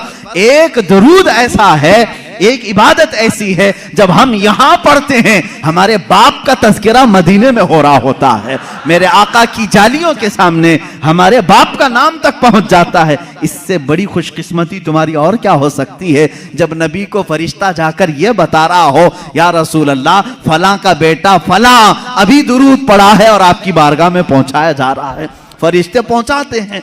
बाज वो हैं, हुजूर फरमाते हैं, जिनके दुरूद को मैं खुद सुनता हूं, बाज वो हैं जिनके दुरूद को मैं खुद सुनता हूं और बाज वो हैं जिनके दुरूद को अल्लाह के मलाइका फरिश्ते मुझ तक पहुंचाया करते हैं। ये कब तक पहुंचाते हैं इसकी भी कोई लिमिट नहीं, जब तक क़यामत ना आ जाए रसूल पाक हर उम्मती की खबर रखते हैं। मेरे अजीजों, ये अकीदा क्यों जरूरी है अब मैं आपको बता दूं। जालिमों ने, अंग्रेजों ने, यहूदियों ने, उनके अंदर एक जमात है मुस्तशरिक, जिसको ओरिएंटलाइज्म कहा जाता है। ये मुस्तशरिक हैं, ये इस्लाम को पढ़ते हैं, होते यहूदी हैं, ईसाई हैं, मशनरी के लोग इस्लाम को पढ़ते हैं, कुरान पढ़ते हैं, हदीस पढ़ते हैं, आलिम भी बन जाते हैं और फिर हमारी यूनिवर्सिटीज में पढ़ाते भी हैं और लोगों के दरमियान इस्लाम की बातें करते हैं, लेकिन कुछ न कुछ इसमें से एतराज निकाल करके मुसलमानों के अकीदे में कशमकश लाना चाहते हैं, वसवसे डालना चाहते हैं। ऐसे हर जमाने में रहे, आज भी है। खुद मिस्र में जामिया काहिरा यूनिवर्सिटी का नाम है, काहिरा यूनिवर्सिटी, वहां पर आज भी वो यहूदी इस्लामी तालीमात पढ़ा रहे हैं, फिक़ह इस्लामी पढ़ाते हैं। वो है नहीं मुसलमान, लेकिन इस्लामी तालीमात से खूब वाकिफ है। और उन्होंने, एक गोल्ड ज़हर नाम का शख्स था जो मुस्तशरिक है, उसने किताबें लिखी, वो हदीस भी और कुरान की तफसीर भी जानता था। हैरत होगी आपको, दुनिया की सबसे बड़ी डिक्शनरी हदीसों को तलाशने के लिए बड़ा मसला था कि कौन सी हदीस कहाँ है, बुखारी में है कि मुस्लिम में है, मिशकात में है, तिरमिजी में, अबू दाऊद में, नसाई में, इब्ने माजा में, हदीस की हजारों किताबें, कहाँ कौन सी हदीस मिलेगी।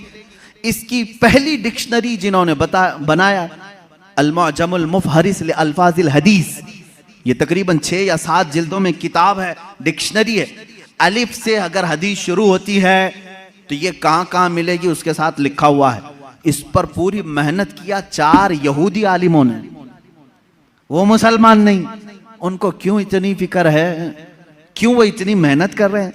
तफसीर पर लिखा है इन्होंने, इल्मे तफसीर पर किताबें लिखी हैं। मेरे अजीजों, मोहब्बत इस्लाम में नहीं, अदावत इस्लाम में लिखते हैं और उसके बाद एतराज करते हैं खुद अपनी तरफ से और मुसलमानों में छोड़ देते हैं। यहीं से जमातें बनती हैं, यहीं से जमातें बनती हैं। इनके जो शागिर्द हैं मुस्तशरिकीन के, वो मॉडर्न ख्याल बन करके मुसलमानों में आते हैं और नई नई बातें ले आते हैं। मोहम्मद बिन अब्दुल वहाब नजदी, जो सबसे पहले अपने नए अकायद को सऊदी अरब में पेश किया, इनके उस्ताद कौन कौन थे जरा आप मुझे बताओ, कहां कहां पढ़े थे? उस्ताद से मुतासिर होकर के आए। ऐसे मिस्र में भी बहुत सारे हैं जो जर्मनी में इस्लामी तालीमात पढ़ते रहे, इंग्लैंड में पढ़ते रहे, इस्लामिक डिपार्टमेंट के अंदर बहुत सारे मुदर्रिस इस्लाम पढ़ाने वाले यहूदी हैं, ईसाई। ये भी नहीं कि छुप करके, बल्कि वो जाहिर भी हैं, वो कहते भी हैं हम ईसाई हैं, हम यहूदी हैं, लेकिन इस्लाम को हम पढ़े हुए हैं एज ए नॉलेज, एक दिरासा के तौर पर। लेकिन उनका काम सिर्फ ये होता है कुछ ना कुछ वसवसा डालना, कुछ ना कुछ वसवसा डालना। ऐसे हजारों वसवसे उन्होंने डाले, लेकिन उलमाए रब्बानियीन की जमात हर जमाने में रही है जो दंदा शिकन उनका जवाब भी देती रही।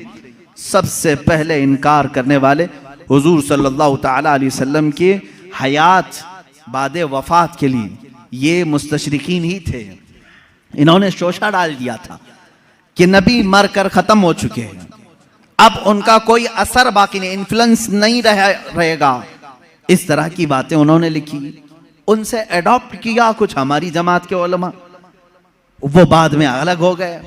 हुजूर सल्लल्लाहु ताला अलैहि वसल्लम के इल्म के बारे में सबसे पहले यही मुस्तशरिकीन यहूदियों और ईसाइयों ने सवालात छोड़े। सबसे पहले इन्हीं की तरफ से एतराज आता है कि रसूल पाक सल्लल्लाहु ताला अलैहि वसल्लम को कभी गशी आ जाती थी और इस आलम में वो कुछ ना कुछ बोल जाते थे, मुआज़ल्लाह रब्बिल आलमीन। इस तरह की नाज़ेबा तोहमतें उन्होंने हुजूर की ज़ात पर लगाई और कहा उनको इतना इल्म नहीं था फलां फलां चीज़ों का, वो अचानक बोल देते और लग जाती कुछ चीज़ें। इनसे एडॉप्ट करके कुछ उलमा आए। मेरे अजीज़ों, क्यों जानते हैं ये मेरे आका के इल्म गैब पर क्यों इस तरह की बातें करते हैं?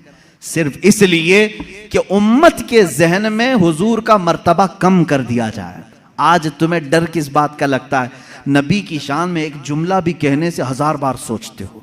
अल्लाह के नबी हैं, उनके बारे में हम मजाक में भी कोई जुमला नहीं कह सकते, ईमान चला जाएगा। आज तक ये डर है या नहीं? आज तक ये डर है। लेकिन ये चाहते हैं कि उनको भी आम इंसान की तरह पेश कर दें, उनका भी मजाक हो सकता है। तो जब उम्मत मजाक को सहना पसंद कर लेगी तो समझ लो कि तुम्हारा रिश्ता खत्म हो गया, अब तुम्हारा इस्लाम ही खोखला हो गया। तुम नबी की हर बात को मजाक में भी ले सकते हो, अरे उन्होंने यूं ही कह दिया होगा, कभी बशरियत में ये भी बोलते थे, कभी वो भी बोलते थे, उनकी बातें ऐसी थी, मुआज़ अल्लाह रब्बिल आलमीन। यहां आ जाती है बात सीधे तुम्हारे इस्लाम की जड़ों पर, इसलिए इसको इतना हल्का मत समझना। इल्म गैब पर डिस्कस करने वालों को मैं ये कहता हूं, ऐ नौजवानों, तुम्हारी ये फील्ड नहीं है, तुम्हारा ये मैदान नहीं है, मुनाजरे करना तुम्हारा काम नहीं है। बस इतना तुम अकीदा रखो, हम इस मसले में कोई गुफ्तगू नहीं करना चाहते। मेरे रसूल को इतना इल्म था जितना मेरे मौला ने दिया था, रब ताला जाने कितना दिया था, रसूल जाने कि कितना लिया था। बस इस पर तुम अपनी गुफ्तगू को खत्म कर देना। दूसरा, कोई भी शैतान तुम्हारे पास आए, मैसेज करे, रसूल को इस बात की खबर नहीं थी, रसूल को उस बात की खबर नहीं थी, तुम हर एक के डिबेट में मत बैठना। शैतान गुफ्तगू में लगा करके तुम्हारा ईमान सल्ब करना चाहता है, तुम्हारे ईमान पर डाका डालना चाहता है। शुरू में तुम डिफेंस में जवाब देते रहोगे और जब थक जाओगे तब सोचो कि मेरे भाई सही कह रहा है सामने वाला, मेरे पास तो कोई दलील ही नहीं, हमारे उलमा के पास भी कोई दलील ही नहीं। इमाम राजी के पास शैतान आकर के उनके खुदा का यकीन उनका मुतजलजल कर गया था। इमाम राजी वक्त के बड़े इमाम हैं। शैतान एक बुजुर्ग की शक्ल में आया और कहा, तुम अल्लाह को एक मानते हो, क्या दलील है तुम्हारे पास? उन्होंने दलील दी। दूसरा, उसने शैतान काट दिया, कहा ये तो नहीं हो सकता। दूसरी उन्होंने दलील दी, वो भी काट दिया। उन्होंने अल्लाह के एक होने पर 360 दलीलें दी। उनकी मौत का वक्त करीब था, 360 दलीलें दी। लेकिन बाद में उनके पीरो मुर्शिद नजमुद्दीन कुबरा रहमतुल्लाह ताला अलैह, उनकी मदद आई। उन्होंने कहा इमाम राजी को, ए राजी, तू उससे क्यों नहीं कहता कि मैं अपने खुदा को बगैर दलील के एक मानता हूं? बस इतना कह दे और दामन छुड़ा ले। फिर इमाम राजी ने कहा, एक वक्त ऐसा आ गया था राजी का, वो सोचने लग गए थे कि अल्लाह एक है भी कि नहीं है, एक है कि नहीं है, डगमगा दिया था शैतान। तब फिर पीरो मुर्शिद की निस्बत भी काम आई, कहा नहीं, इस बारे में मैं दलील ही नहीं देता, मैं मानता हूं अल्लाह एक है तो एक है। मैं यही आपको आज कहना चाहूंगा मेरे अजीज, तुम्हारा इल्म इतना नहीं कि हर शैतान से मुकाबला करो, हर डिबेट में तुम हिस्सा लो, ये तुम्हारी जिम्मेदारी नहीं। ये डिबेट करना, मुनाजरा करना, ये उलमा, मुफ्तियान कराम, मुनाजिरीन इस्लाम पर छोड़ दो। अल्लाह ने उस फील्ड के भी माहिरीन पैदा किए हैं, उस मैदान के मुजाहिद भी पैदा किए हैं जो मुखालिफीन का दांत तोड़ करके जवाब देते हैं, वो मौजूद हैं, वो उनकी अपनी फील्ड है। लेकिन हर ऐरा गैरा इसमें बाजी ले जाने की कोशिश में करेगा तो तुम्हारा घोड़ा कहीं का कहीं गिर जाएगा और तुम शहीद भी हो जाओगे, गिर जाओगे।